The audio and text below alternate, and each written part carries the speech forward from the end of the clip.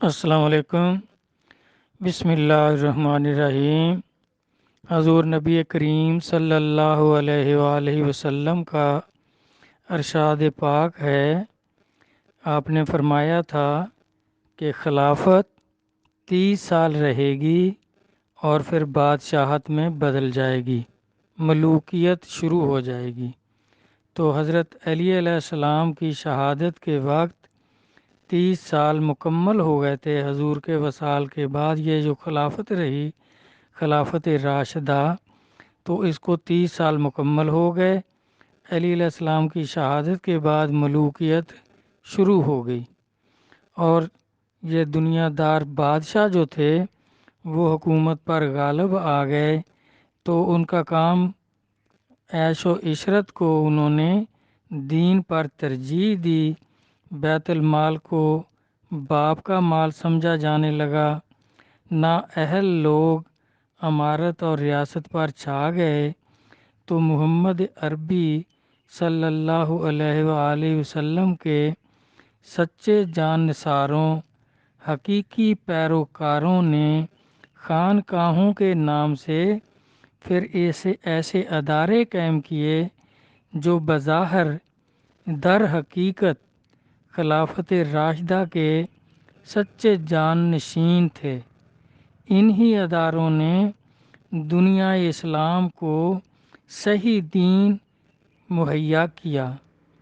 خانقاہی اداروں کا نظام خلافت راشدہ کے خطوط پر استوار کیا گیا۔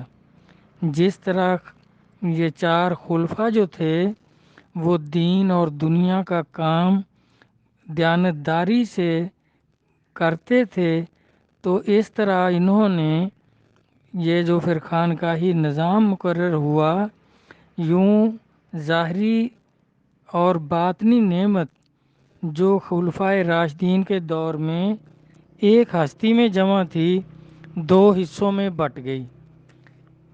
یعنی ظاہری نعمت حکومت ملوکیت کے حصے میں آ گئی، اور باطنی خزانہ ان علم و عمل کے تاجداروں کے ہاتھ آیا، یعنی اولیاء کرام کے ہاتھ آ گیا، جو دین کا باطنی خزانہ تھا، جس سے اللہ کی معرفت نصیب ہوتی تھی، اللہ کا قرب نصیب ہوتا تھا۔ یہ دین کے جو سچے رکھوالے اور حقیقی پاسبان بنے، رشد و ہدایت ہی جن کا اوڑھنا بچھونا تھا۔ ان اداروں کا نظام متوازی مملکتوں کا درجہ رکھتا تھا۔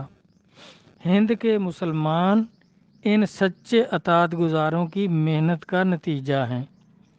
ان اداروں نے ایسے عاشق رسول اور کاملین پیدا کیے جن کا ایک ایک فرد جماعت پر بھاری تھا۔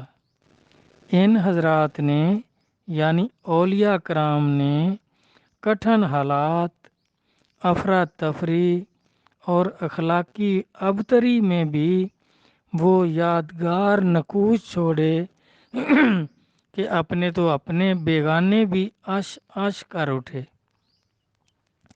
اس نظام نے ایسے قلندرانہ رمز رکھنے والے اور قطب عالم غوث اعظم ایسے بزرگ پیدا کیے جنہوں نے کفرستان کے مرکز میں اپنی فتوحات کے جھنڈے گاڑے۔ مثال کے طور پر خواجہ معین الدین چشتی اجمیری قدس اللہ سر العزیز نے کٹر کفار یعنی ہندوؤں کو اپنے اخلاق و عظمت کا ایسا نمونہ دکھایا کہ 90 لاکھ کفار حلقہ بگوش اسلام ہوئے، جنہوں نے اسلام قبول کر لیا۔ جن جن خطوں میں کوئی نبی تشریف نہیں لے گئے تھے، ان خطوں میں اسلام کا اعجاز خانقاہی نظام کے حصے میں آیا۔ انہی علم و عمل کے تاجداروں میں حضور غوث اعظم شیخ عبد القادر جیلانی اور داتا گنج بخش علی حجویری، خواجہ قطب الدین بختیار کاکی، شیخ فرید الدین گنج شکر، محبوب الہی خواجہ نظام الدین اولیاء اور حضرت نصیر الدین چراغ دہلوی، اس طرح کے ہزاروں کاملین خانقاہی نظام سے لوگوں کو میسر آئے۔ حقیقتاً اس گروہ کے لاکھوں کاملین نے نہ صرف رشد و ہدایت کا سلسلہ جاری رکھا بلکہ دین کو اس کی حالت کامل پر مقرر کر دیا اور حالت کامل سے ہٹنے نہ دیا۔ انہوں نے اپنی جانیں تک قربان کر دیں لیکن دین محمدی صلی اللہ علیہ وآلہ وسلم پر آنچ نہ آنے دی۔ موجودہ زمانے میں ملت اسلامیہ کی یکجہتی اور اسلامی تعلیم کو مٹانے کے لیے سودھا گروہ نمودار ہو رہے ہیں۔ یہ سادہ لوگ مسلمانوں کے ایمان پر ڈاکہ ڈالنے کے لیے مختلف قسم کے ہیلے بہانے کرتے رہتے ہیں، کبھی مولویت کے لباس میں، کبھی شیخ طریقت کے لبادے میں، کبھی سیاست کے رنگ میں۔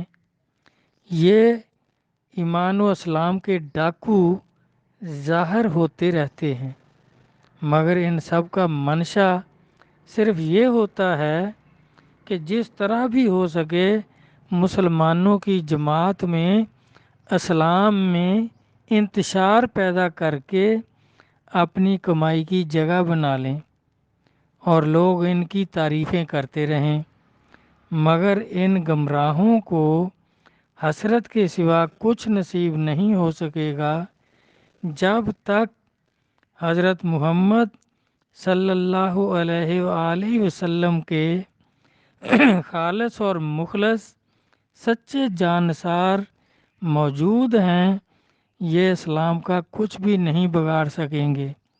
ہاں، چند لالچی لوگوں کو یہ گمراہ کر لیں گے۔ اس گروہ کے یعنی خانقاہی نظام سے جو خالص ہیرے پیدا ہوئے، قطب عالم غوث اعظم مراتب کے لوگ پیدا ہوئے، اس گروہ کے پاک بازوں نے اگر صحرا میں قدم رکھے تو گل و گلزار کر دیا اور جنگل میں ڈیرا جمایا تو منگل کر دیا۔ قافلے علامہ صاحب فرماتے ہیں، قافلے باد بہاری کے جدھر جاتے ہیں، پھول تو پھول ہیں، کانٹے بھی نکھر جاتے ہیں۔ آج بھی ان کے سچے جانشین یعنی حضور نبی کریم صلی اللہ علیہ وآلہ وسلم کے سچے جانشین اسلام کی تعلیمات کا درس شب و روز دے رہے ہیں اور اسلام کی خدمت کر رہے ہیں۔ علامہ صاحب دوسری جگہ فرماتے ہیں، تو راز کن فکاں ہے اپنی آنکھوں میں عیاں ہو جا، خودی کا رازداں ہو جا، خدا کا ترجمہ ہو جا۔ خواہی کے رخش بینی، خواجہ غریب نواز قدس اللہ عزیز کا فرمان ہے، خواہی کے رخش بینی بر چہرہ من بنگر، من آئینہ او ایم او نیست جدا از من۔ تو اس طرح بھائی یہ بزرگوں نے اسلام کی خدمت کی ہے اور کر رہے ہیں، اور بڑے بڑے بزرگ اس خانقاہی نظام سے پیدا ہوئے، اور جب سے یہ انہوں نے وراثت بنا لی، خلافت کا دور ختم ہو گیا۔ جس طرح پہلے خلافت ملوکیت میں بٹ گئی، وہاں یہ علیحدہ علیحدہ ہو گئی تھی، اب یہ سجادہ نشینی اور خلافت اب بھی یہ بٹ چکی ہے۔ سجادہ نشین یا گدی نشین یہ بادشاہت کی جگہ آ گئے، اور اسی طرح جس طرح اس وقت بھی خلافت اولیاء کرام کے حصے میں آ گئی تھی، اب بھی خلافت اولیاء کرام کے حصے میں آ چکی ہے۔ تو اس طرح بھائی مختصراً یہ ناسکوں کا تو یہی عقیدہ ہے کہ آنکھ ٹیڑھی سے نہ دیکھے کوئی میرے محبوب کی طرف، منظور ہے اگر تیر سے چھلنی میرا سینہ کر دے، ہے دارا سکندر سے وہ مرد فقیر اولا، ہو جس کی فقیری میں بوئے اسد اللہ، یعنی پنجتن پاک کا عاشق، حضور نبی کریم صلی اللہ علیہ وآلہ وسلم کے عاشق، دین پر ثابت قدم رہنے والے لوگ، ان کی تلاش کرو، اللہ تبارک تعالیٰ میسر کر دیں تو ان سے فیض و برکت حاصل کرو۔ یہ جو دو نمبری ہے، جس طرح اس وقت خلافت اور ملوکیت علیحدہ ہو گئی، اب بھی سجادہ نشینی اور خلافت علیحدہ ہو چکی ہے۔ بھائی اللہ کے ولی تلاش کرو، ان سے فیض و برکت حاصل کرو، اللہ تبارک تعالیٰ فیض و برکت حاصل کرنے کی توفیق عطا فرمائیں۔ پہلے تو ان لوگوں کی سمجھ عطا فرما دیں کہ وہ سمجھ میں آ جائیں کہ کون ڈاکو ہے، کون چور ہے اور کون اللہ کا ولی ہے۔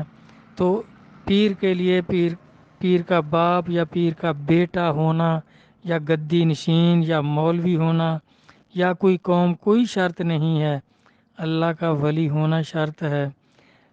تو اللہ تبارک تعالیٰ سب کو مرشد کامل نصیب فرمائیں، آمین۔ اللہ حافظ۔